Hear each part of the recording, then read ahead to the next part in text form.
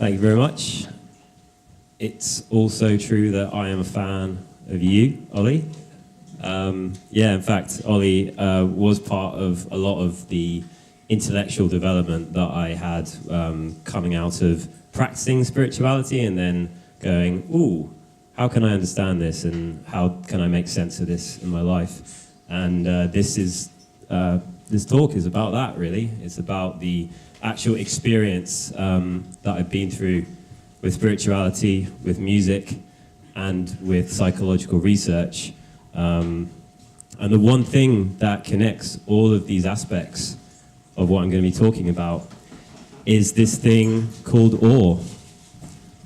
Or if you speak American English, because I've just learned that awe and sound completely different in American English, but they sound very similar in British English, which means I constantly have to say, hey, I'm studying awe, and then someone says, awe what? So I had to explain that, yeah. So yeah, as Ollie said, I did just finish a PhD in experimental social psychology, and for people that don't know what the experimental part of that is, it just means that we use data and randomized control trials to try and answer questions about emotions, social processes, and so forth. So we use this lens, as it were, to understand awe. And we had about 2,500 participants in our studies, and there were about 12 studies that made up my PhD. But as I said, I didn't want this talk just to be about my PhD because it would be pretty limited and quite boring, honestly. I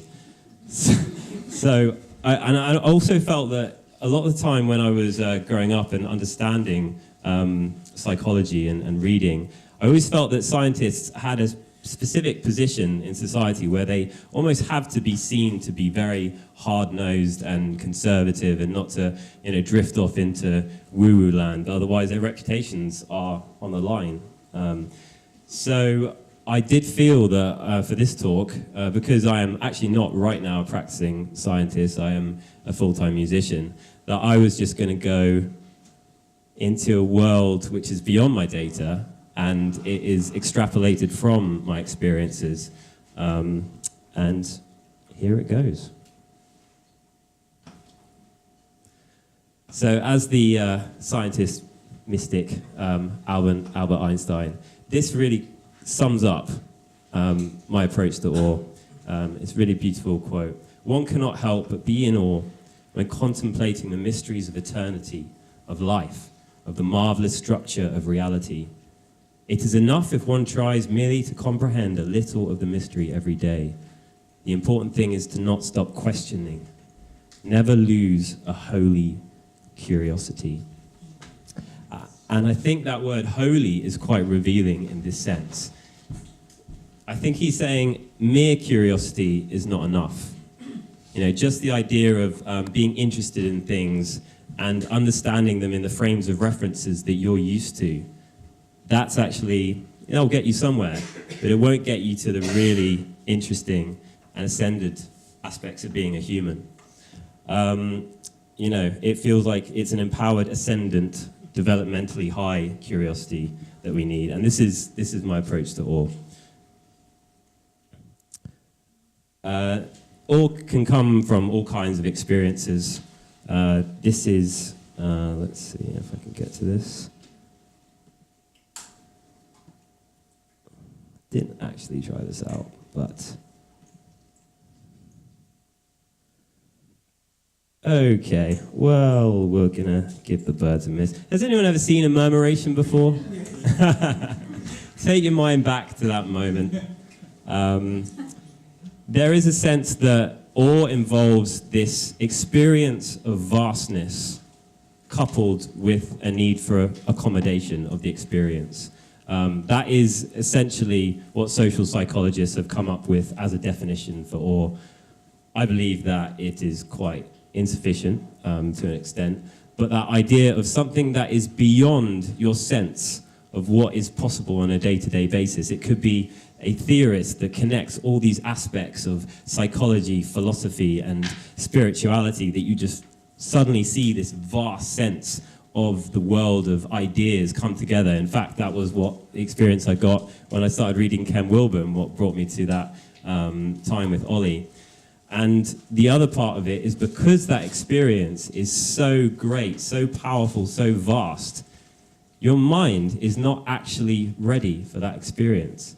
It actually needs to change in order to accommodate that which you have just experienced.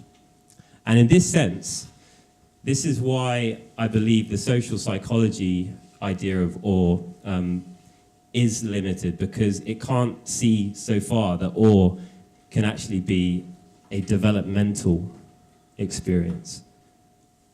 An emotion that can actually take us from being somewhere and take us to somewhere else. And that is its power. How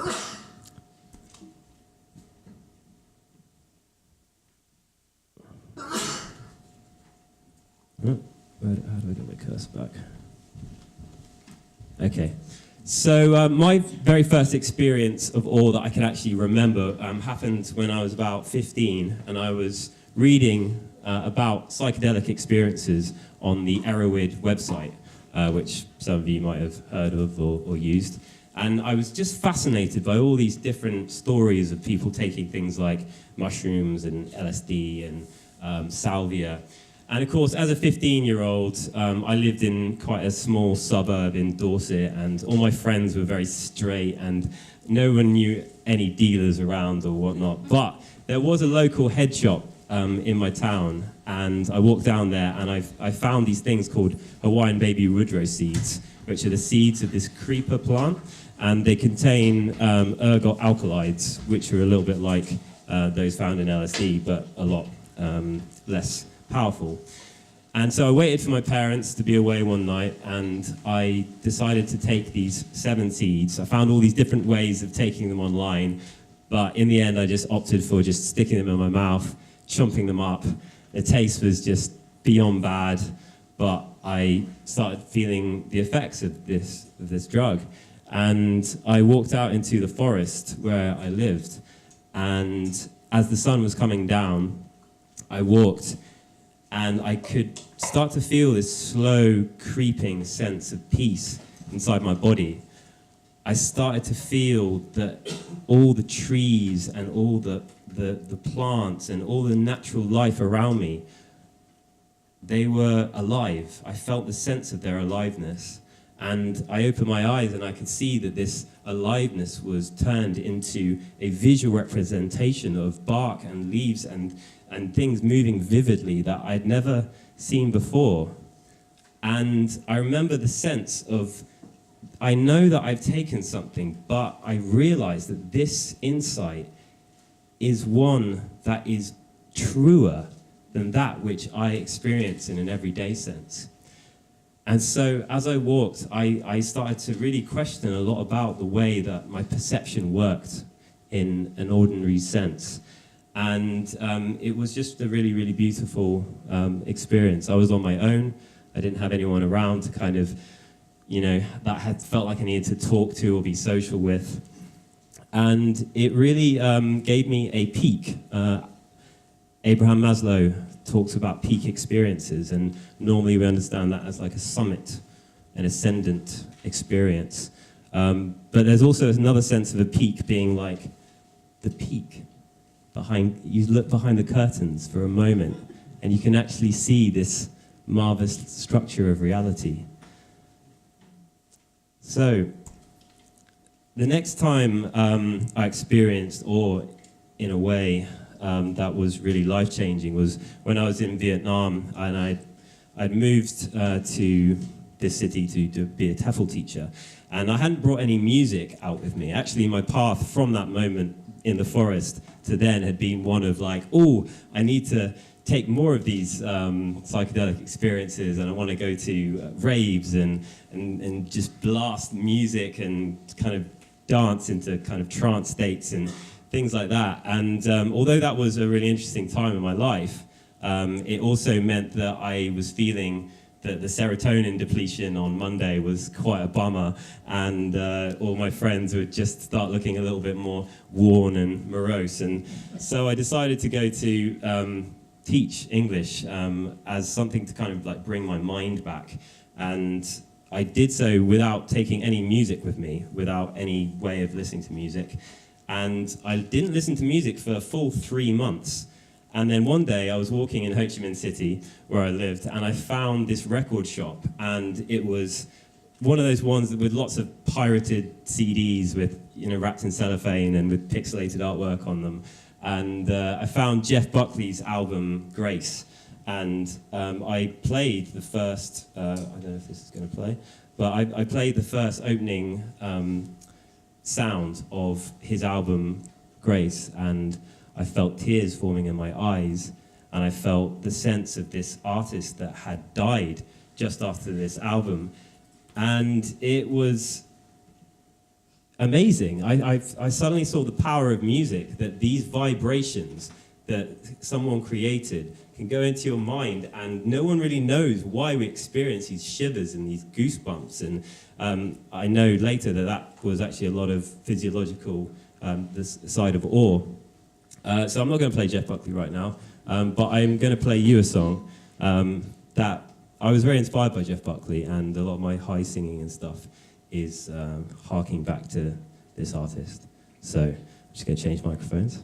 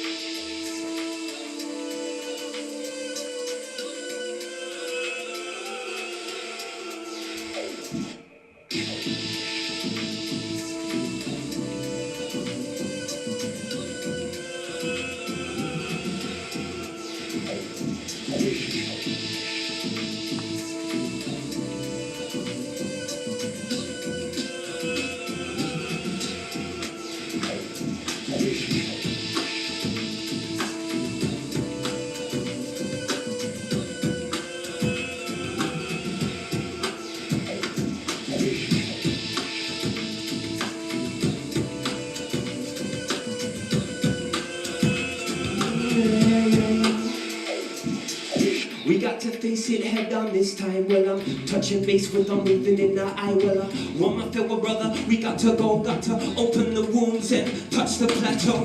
When I journey to the base of this pain, I place a blame. I'm the one who wants my needs and no one else. Deal with the cards that been dealt. I'm about to follow what I've always felt. I got this spinning conspiracies and go close to me. One man's delusion is one man's Centauri. Well, I'm feeling the third eye presence, right reminiscence. My hands are shaking with the outside essence. In the moods of my recent demise, we got the way and the means, so we rise consciously into the ether. If you remain until you will believe you. I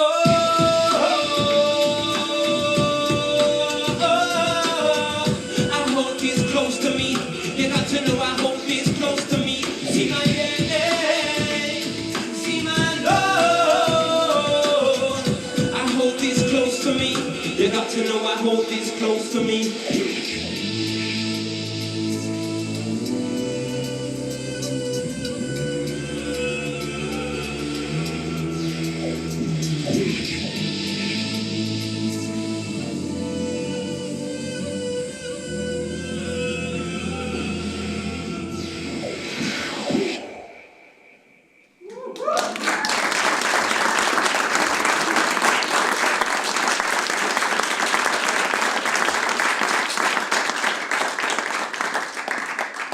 Thank you. Yeah, I'm not going to do like the whole song for some of these. Just want to give you like a taste. So yeah, I found that experience with Jeff Buckley like amazingly inspirational. And I decided that I wanted to devote myself to music.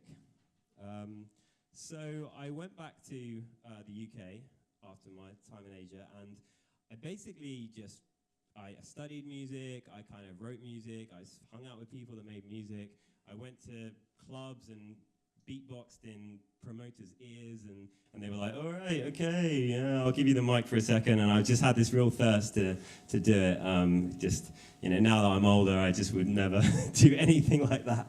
But yeah, that was kind of how I started working in, like for a residency in a big club in London.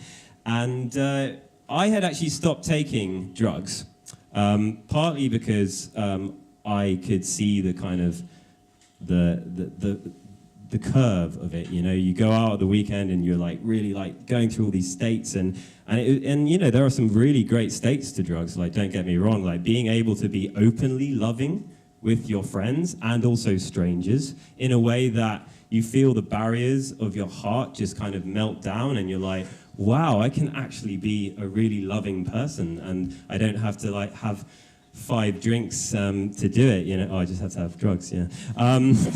But you know, it's a different, you know, I don't know if anyone's actually tried things like MDMA. You know, there is a real sense of beauty of the love that you feel for people, and that itself is real as well. You know, it's a drug-related experience, but having that experience is talked about in a lot of different spiritual paths. And it is possible to have without drugs, but to have that moment of love is a really beautiful thing. But you know, there is an arc with it. You know, there is the weekend, and then there is the Monday, Tuesday, Wednesday, where you're like, oh, I feel the reverse of all this love. And so I decided that I would not do that. And also because I was performing at these kinds of nights, I didn't really want to be kind of high, and it would kind of ruin my performance. But all my friends and all the people coming to the events would come every month, and I would see them have these experiences. But there was a kind of cul-de-sac feeling to it. It was a sense that they were coming there every month, and you'd see them just looking a little bit more bereft and looking a bit more like marks of woe and weakness in their face. And eventually I decided that I wasn't really up for kind of encouraging them anymore, like being the hype man and being like, yeah, come on. I decided that I would kind of pull myself away from it. And one night I met this girl who seemed as disenchanted with the whole music industry as I did, and she invited me to an ayahuasca retreat. And so that was a night that totally changed my life. I really understood the difference between, you know, using a drug and using a medicine. We had conditions in this retreat much like a seated meditation. There was no chatter. We had a commitment to stay conscious without experience.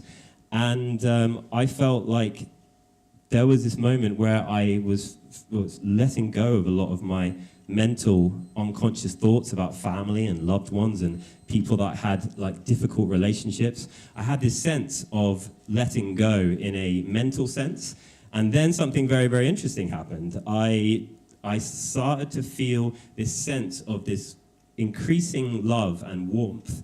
And it felt to me at the time like it was some sort of divine presence. You know, I felt like I had this sense of God being there with me, and I'm, you know, still remain sort of agnostic, as it were, but I had this sense of this merging with this beautiful warmth, and I felt this little mechanism inside me that was like the letting go mechanism.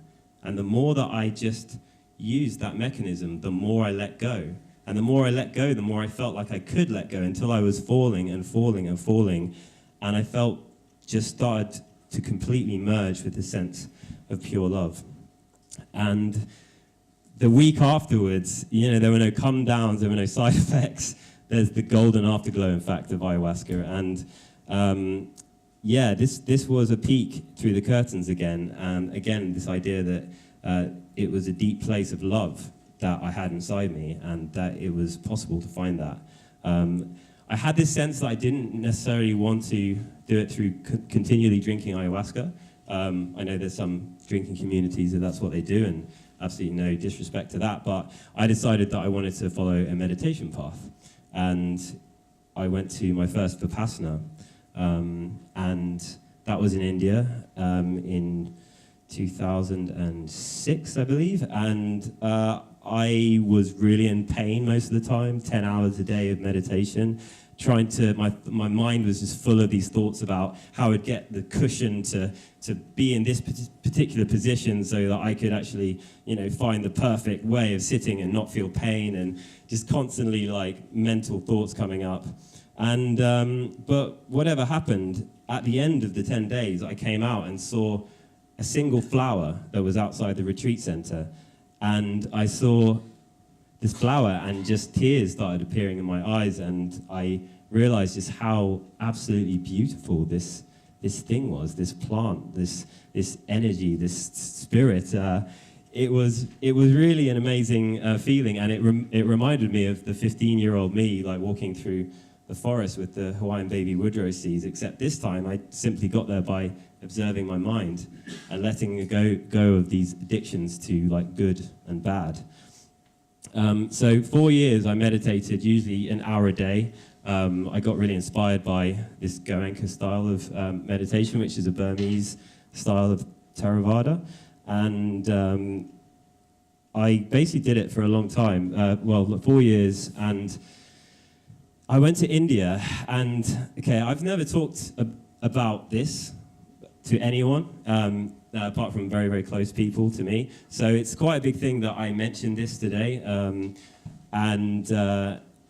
Because I felt like the need to sort of keep some of this to myself because of the sense of being seen as like, crazy, or being ridiculed, or, being seen to be into these mythical, unprovable ideas.